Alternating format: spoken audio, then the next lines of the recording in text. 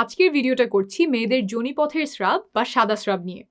লজ্জার কারণে এই বিষয়ে আমাদের অনেকেরই জানাশোনা অল্প, ফলে দেখা যায় অনেকে অসুস্থ হয়েও বাসায় বসে আছেন, আবার অনেকে সুস্থ কিন্তু তাও স্রাব নিয়ে দুশ্চিন্তা করছেন।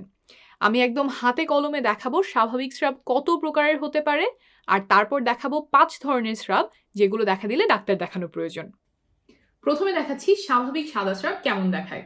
একটু ক্যামেরাটা নিয়ে আগায় আসো, কাছে থেকে দেখালে ভালো হবে। Thank you. স্বাভাবিক সাদা স্রাব এরকম দইয়ের মতো ঘন হতে পারে, তার চেয়ে পাতলা হতে পারে কিছুটা, এরকম একদম দুধ বা পানির মতো পাতলা হতে পারে, মিশে যাচ্ছে। আবার ডিমের সাদা অংশের মতো কিছুটা জেলির মতো এরকম হতে পারে। এরকম যখন স্রাব যায় তখন দেখতে পারেন যে অনেক সময় স্রাবটা অনেকটুকু টানলেও ভাঙে না, কিছুটা এরকম। তাহলে এখানে দেখলেন যে স্রাব কেমন ঘন হতে পারে। এখন বলি রং কেমন হতে পারে। এইখানে কি কি রং দেখলেন? দুইটা রং দেখেছেন। প্রথম তিনটা ছিল সাদা, আর তারপরেটা ছিল স্বচ্ছ বা কোনো রং নাই, যে ডিমের সাদা অংশের মতো। তো এই সবগুলোই হচ্ছে স্বাভাবিক রঙের স্রাব। এখন বলি দিনে কতটুকু স্রাব যাওয়া স্বাভাবিক। সেটা হলো 2 থেকে 5 মিলিলিটার বা 2 থেকে 5 ml। এর থেকে একটু অল্প বেশি হতে পারে। এটা কতখানি, অন্তর্বাস কতটুকু ভিজে, সেটা আমি এখন স্যানিটারি প্যাডে ভিজিয়ে দেখাই। এটা হচ্ছে 2 ml আর এটা হচ্ছে 5 ml। 2 ml এ হয় এতখানি, আর 5 ml এ হয়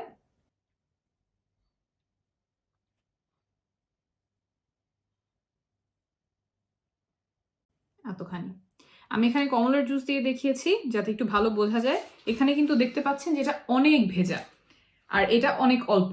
তো এইটা যার স্রাব এতটুকু যাবে সে মনে করতেই পারে আমার অতিরিক্ত স্রাব যাচ্ছে, কিন্তু এটাও কিন্তু স্বাভাবিক। অর্থাৎ স্রাব এক একজনের এক এক পরিমাণে যেতে পারে। আপনার জন্য যা স্বাভাবিক আরেকজনের জন্য তা নাও হতে পারে। আবার একই মানুষের মাসের এক এক সময় এক এক পরিমাণ স্রাব যায়। আপনার জন্য যতটুকু স্রাব স্বাভাবিক তার থেকে বেশি যাওয়া শুরু করলে সেটা কোনো রোগের লক্ষণ হতে পারে, তখন একজন চিকিৎসক দেখাবেন। অনেকে আবার প্রশ্ন করেন যে সাদা স্রাব বন্ধ করব কিভাবে। কেউ ভাবেন স্রাব যাওয়ার কারণে তার শরীর দুর্বল লাগছে, স্বাস্থ্য ভেঙে পড়ছে। এগুলো ভুল ধারণা। স্রাব শরীরের কোনো ক্ষতি করে না, বরং শরীরের জন্য উপকারী। স্রাবের 2টা উপকারের কথা বলি। 1, মাসিকের রাস্তা পরিষ্কার রাখতে সাহায্য করে। 2, মাসিকের রাস্তায় ইনফেকশন হওয়া থেকে সুরক্ষা দেয়। সাদা স্রাব বন্ধ করার কোনো প্রয়োজন নাই। স্রাব থাকাটাই স্বাভাবিক। প্রায় সব মেয়েরই স্রাব যায়। স্রাব আপনাকে দুর্বল করবে না, স্বাস্থ্যও ভাঙবে না। স্বাভাবিক স্রাব কেমন হয় সেটা দেখলাম। এখন দেখাবো এমন কিছু স্রাবের নমুনা যেগুলো স্বাভাবিক নয়, রোগের লক্ষণ। প্রথমে এখানে দেখাচ্ছি চাকা চাকা স্রাব। দেখতে সাদা কিন্তু এর মধ্যে চাকা চাকা রয়েছে। দেখতে কিছুটা দই বা পনিরের মতো। এখানে আমি কটেজ চিজ দিয়ে দেখাচ্ছি। এমন স্রাবের সাথে সাধারণত মাসিকের রাস্তায় বেশ চুলকানি হয়। প্রস্রাব করার সময়, সহবাসের সময় ব্যথা হতে পারে, জ্বালাপোড়া হতে পারে। এগুলো এক ধরনের ফাঙ্গাল ইনফেকশনের লক্ষণ। অনেকে এটা ইস্ট ইনফেকশনও বলেন। এই রোগটা কেন হয় বুঝিয়ে বলি। মাসিকের রাস্তায় কোনো কারণে যদি উপকারী জীবাণুর সংখ্যা কমে গিয়ে এক ধরনের ফাঙ্গাসের সংখ্যা বেড়ে যায়, ফাঙ্গাসের নামটা হলো ক্যান্ডিডা, তখন এই রোগ দেখা দিতে পারে। যেমন কোনো অসুস্থতার জন্য আপনি অ্যান্টিবায়োটিক ওষুধ খেলেন, অ্যান্টিবায়োটিক গিয়ে মাসিকের রাস্তায় ভালো ব্যাকটেরিয়াগুলো মেরে ফেললো, আর সেই সুযোগে ফাঙ্গাস অনেক বংশবিস্তার করলো, তখন এই রোগ দেখা দিতে পারে। এটা সারিয়ে তোলা হয় অ্যান্টিফাঙ্গাল ওষুধ দিয়ে। সেটা মুখে খাওয়ার ওষুধ হতে পারে বা মাসিকের রাস্তায় ঢোকানোর ওষুধ হতে পারে। চিকিৎসা শুরু করার 1 থেকে 2 সপ্তাহের মধ্যেই এটা সাধারণত সেরে যায়, তাই ডাক্তারের পরামর্শ নেবেন। এরপরে যে ধরনের স্রাব দুশ্চিন্তার কারণ সেটা হলো ধূসর বা ছাই রঙের স্রাব। আমি একটু দেখাই কেমন হতে পারে সেই রংটা। কিছুটা এইরকম স্রাব। এই ছাই রঙের স্রাব আনতে আমি কফি, ফুড কালার এবং দই ব্যবহার করেছি। রোগীরা সাধারণত আমাদের কাছে এসে বলে যে স্রাবে খুব দুর্গন্ধ যাচ্ছে, পচা মাছের মতো দুর্গন্ধ হচ্ছে। তবে তাদের সাধারণত ব্যথা থাকে না, চুলকানি থাকে না। এই রোগটা কেন হয়?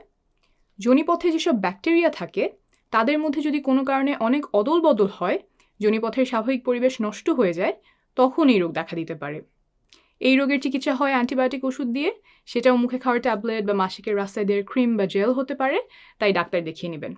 আর ভিডিও শেষে যোনিপথ সুস্থ রাখতে যেসব জিনিস পরিহার করার পরামর্শ দিয়েছি সেগুলো মেনে চললে এই রোগটা আবার হওয়ার সম্ভাবনা কমবে। এরপরে যেই স্রাবটা শঙ্কার কারণ সেটা হলো সবুজ রঙের স্রাব। আমি একটু প্যাডে ঢেলে দেখাই যে কিরকম হতে পারে। কিছুটা এইরকম সবুজ রঙের স্রাব যেতে পারে। এই সবুজ রংটা আনতে আমি লাইম ইয়োগার্ট, দুধ এবং ফুড কালারের সাহায্য নিয়েছি। এরকম সবুজ রঙের স্রাব গনোরিয়া রোগে দেখা যেতে পারে। এর সাথে রোগীরা অনেকেই বলে যে তলপেটে ব্যথা হচ্ছে, প্রস্রাবের রাস্তায় জ্বালাপোড়া হয় কারো কারো। এই রোগের ব্যাপারে একটু সাবধান, কারণ চিকিৎসা না হলে জরায়ুতে ছড়িয়ে পরবর্তীতে বাচ্চা নিতে সমস্যা তৈরি করতে পারে। কিন্তু সময় মতো অ্যান্টিবায়োটিক ওষুধে এটা একদম সারিয়ে ফেলা যায়। ওষুধ দেওয়ার সপ্তাহখানেকের মধ্যেই আমরা আবার টেস্ট করে দেখি যে রোগটা পুরোপুরি সেরেছে কিনা। এটা একটা যৌনবাহিত রোগ, অর্থাৎ রোগটা সহবাসের মাধ্যমে ছড়ায়, তাই রোগ ধরা পড়লে স্বামীকেও চিকিৎসা করতে হবে। না হলে একজন থেকে আরেকজনে আবার ছড়াতে পারে, আর রোগ সারার আগ পর্যন্ত সহবাস থেকে বিরত থাকবেন। গনোরিয়া রোগে স্রাবের রং সবুজ না হয়ে হলুদও হতে পারে। আমি একটু প্যাডে দেখাচ্ছি। এরকম হলুদ হতে পারে, এর চেয়ে হালকা গাঢ় হতে পারে। ঠিক আছে, এই গেল গনোরিয়া। এরপরে যে স্রাবটা দেখাবো সেটা হচ্ছে সবুজের সাথে হলুদ মেশানো এমন রঙের স্রাব। আমি একটু প্যাডে ভিজিয়ে দেখাই। স্রাবটা দেখতে কিছুটা এরকম। ট্রিকোমোনাসিস নামের একটা রোগে এরকম স্রাব দেখা যায়। স্রাব পাতলা হতে পারে, ঘন হতে পারে, ফেনার মতো হতে পারে। সাথে রোগীরা বলে যে মাসিকের রাস্তায় চুলকানি হচ্ছে, বা প্রস্রাবে ব্যথা হচ্ছে, জ্বালা পোড়া হচ্ছে, বা ঘন ঘন প্রস্রাব হচ্ছে। চিকিৎসা কি? অ্যান্টিবায়োটিক ওষুধ দিয়ে এই রোগ সম্পূর্ণভাবে সারিয়ে তোলা সম্ভব, তাই এমন স্রাব গেলে অবশ্যই একজন ডাক্তারের কাছে যাবেন। এটাও একটা যৌনবাহিত রোগ, অর্থাৎ সহবাসের মাধ্যমে ছড়ায়, তাই রোগ ধরা পড়লে আপনার স্বামীকেও চিকিৎসা করতে হবে, আর সে না ওঠা পর্যন্ত সহবাস করা থেকে বিরত থাকবেন। এরপর আসি লাল স্রাবে। এটা একটু ব্যতিক্রম। লাল স্রাব যাওয়া মানে যে শঙ্কার কারণ তা না। মাসিকের শুরুতে একটু লালচে স্রাব যেতে পারে। মাসিকের রক্ত আসা শুরু করেছে, সেটার সাথে স্রাব মিশে এমন রং হয়। মাসিকের শেষের দিকে কালচে স্রাব যেতে পারে। এমন স্রাবগুলোর আগে পরে যদি মাসিক হয়ে যায়, তখন আমরা সাধারণত এগুলোকে স্বাভাবিক ধরে নেই, ডাক্তারের কাছে যাওয়ার প্রয়োজন নাই। 3টা ক্ষেত্রে লাল স্রাব বা রক্ত আসলে চিকিৎসকের কাছে যাওয়া প্রয়োজন। এটা একটু মনোযোগ দিয়ে শুনবেন। 1. মাসিক ছাড়া যদি রক্ত যায় বা লাল স্রাব ভাঙে, স্বাভাবিক কিছু কারণে এমন হতে পারে, আবার জরায়ু মুখের ক্যান্সারের কারণেও হতে পারে, তাই এমন হলে অবশ্যই একজন গাইনোকোলজিস্ট দেখাবেন। 2. সহবাসের পরে যদি রক্তপাত হয়।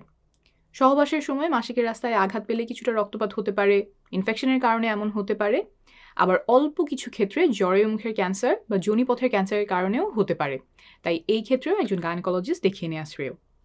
3. মাসিক বন্ধ হয়ে যাওয়ার পরে। সাধারণত যাদের বয়স 45-এর উপরে এবং 1 বছর ধরে মাসিক হয় না, তাদের মেনোপজ হয়ে গেছে বলেই আমরা ধরে নিই। এর পরে, অর্থাৎ মেনোপজের পরে বা মাসিক বন্ধ হয়ে যাওয়ার পরে কোনো ধরনের রক্ত যাওয়া, যদি সেটা একবারের জন্য হয়, খুব সামান্য পরিমাণেও হয়, রক্তের মতো দেখতে নাও হয়, গোলাপি হয়, কালচে হয় বা বাদামি হয়, তাও চিকিৎসকের কাছে যাবেন, কারণ এটা জরায়ু ক্যান্সারের লক্ষণ হতে পারে। যদি ক্যান্সার হয়ে থাকে তাহলে যত দ্রুত ধরা যায় তত ভালোভাবে তার চিকিৎসা করা যায়। তবে এমন হলেই ঘাবড়ে যাবেন না। ক্যান্সার ছাড়াও আরও অন্যান্য অনেক কারণে এমন হতে পারে, যেমন জরায়ু মুখের পলিপ, কিন্তু এটা হেলাফেলা না করে একজন গাইনোকোলজিস্টের শরণাপন্ন হবেন। যারা এই ভিডিওটা দেখছেন, সম্ভব হলে আপনার চেনা জানা বয়স্ক মহিলাদেরকে আজকে এই একটা তথ্য দয়া করে জানাবেন, কারণ মাসিকের রাস্তা দিয়ে রক্তপাত হলেও অনেকে হয়তো লজ্জার কারণে বলবেন না, বা এটা যে ঝুঁকিপূর্ণ তা না জানার কারণে এড়িয়ে যাবেন। এখন বলবো যোনিপথ সুস্থ রাখার টিপস। 1. যোনিপথের ভেতরে কোনো সাবান, সুগন্ধি, ডুশ বা অন্য কিছু দিয়ে পরিষ্কার করবেন না, কারণ যোনিপথের ভেতরটা সে নিজেই পরিষ্কার রাখে। বাইরে থেকে কিচ্ছু করার দরকার নাই, কিছু করতে গেলেই বরং হিতে বিপরীত হতে পারে। একটু আগে যে রোগগুলোর কথা বলেছিলাম, ফাঙ্গাল ইনফেকশন, ব্যাকটেরিয়াল ভ্যাজিনোসিস, এগুলো দেখা দিতে পারে, তাই ভেতরে একদমই কিছু করতে যাবেন না। 2. যোনিপথের বাইরের জায়গাটুকু পানি আর সাবান দিয়ে পরিষ্কার করবেন। সাধারণ একটা সাবান ব্যবহার করবেন, সুগন্ধিযুক্ত সাবান ব্যবহার করবেন না। ধোয়ার পরে ভালো করে জায়গাটা শুকিয়ে নেবেন। 3. সুতি কাপড়ের অন্তর্বাস পরবেন। 4. খুব টাইট অন্তর্বাস বা পায়জামা পরবেন না। 5. ডাক্তারের পরামর্শ ছাড়া কোনো প্রকার অ্যান্টিবায়োটিক ওষুধ খাবেন না।